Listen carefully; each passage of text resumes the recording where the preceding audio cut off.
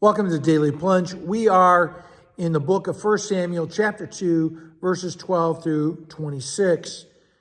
Now we hear about Eli the priest.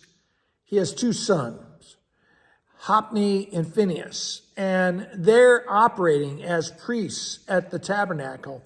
They're operating as priests, but they're not proper priests. Now these two guys, these grown men, they're pastors' kids, right? They're PKs. And they're scoundrels, we're told. Not that every PK is a scoundrel, but just for a reference, Nietzsche, that German philosopher who said that God is dead, he was a PK. Now, these two sons of Eli are rebelling against God in their words and their actions, their practice, even though they're supposed to be serving as priests at the tabernacle. And one of the things it talks about how, it was their practice, not the practice of the tabernacle, but it was their practice to send out one of their servants with a three-pronged fork that would never miss, that always brought up meat. And they would take it for themselves instead of giving it as an offering. And how they weren't satisfied with the boiled meat. They wanted charcoal broiled meat. And so they said, you need to give that to us now. And if you don't give it to us, we'll take it by force. And whenever our actions of faith are forced by threat, that's not the God that calls us into his covenant relationship. That's not of God. That's of this world. And they're doing this because of their own egos and their need for power, right? So they're treating the Lord, they're treating the Lord's people, and they're treating the Lord's offering with contempt because they think of themselves as deserving and better than everybody else. And they're taking advantage of the flock.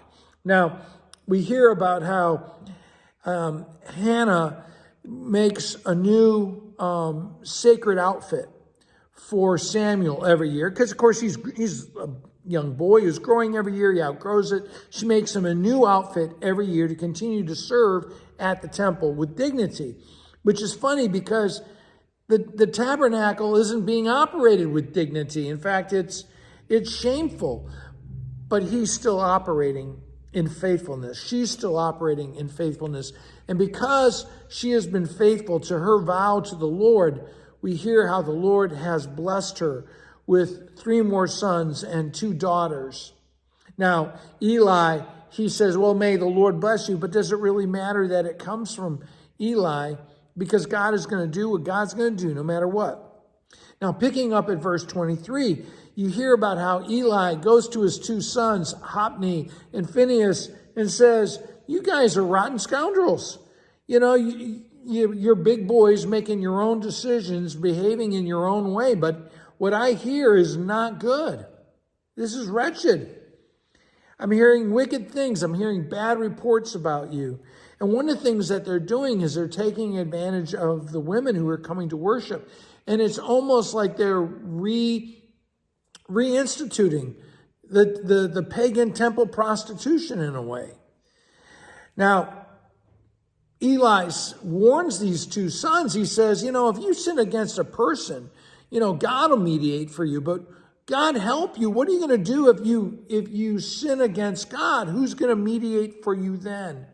And that question that comes from the lips of Eli is answered in the scriptures, right? Paul writes to Timothy, 1 Timothy chapter 2, verse 5, that God mediates for us, that the one, Jesus Christ is the one and only mediator for us. And Hebrews speaks about how he is that mediator, this high priest who mediates for us. And so the very question is answered by God's own promise. Well, thanks, friends. Have a blessed day.